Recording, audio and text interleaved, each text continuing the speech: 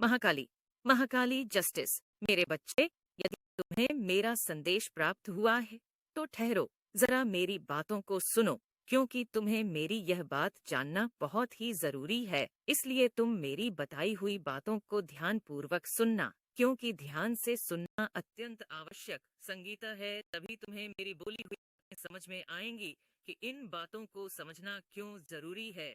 इसलिए तुमको यह समझना बहुत जरूरी है। पहले तुम मुझे एक बात का जवाब दो कि यदि तुम्हारे साथ कोई ईमानदारी रखता है और दूसरा वही तुम्हारे साथ कोई धोखा करता है, तो तुमको यह बात पता होने के बाद तुम किस इंसान का साथ देना चाहोगे?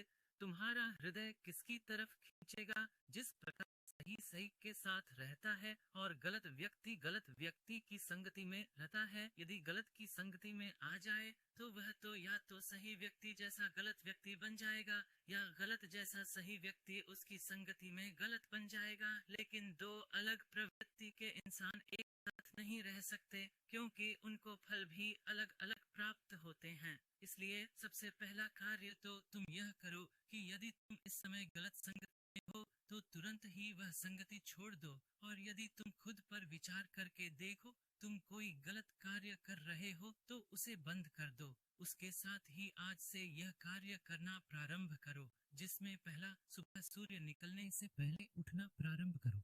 यदि तुम सूर्य को निकलने के पश्चात उठते हो तो यह आदत आज से छोड़ दो, और सुबह जल्दी उठकर तुम स्नान करो और एकाग्र में बैठकर तुम किसी भी अपने इष्ट देवता का स्मरण करते हुए अपने मन को शांत वातावरण में एक करना शुरू करो, क्योंकि बच्चे तुम्हारे लिए बहुत जरूरी है। किसी भी काम को करने के लिए एकाग्र मन होना जरूरी है। किसी भी मंजिल को प्राप्त करने के लिए एकाग्र होना जरूरी है। एकाग्र मन से शांति और सुख का अनुभव होगा।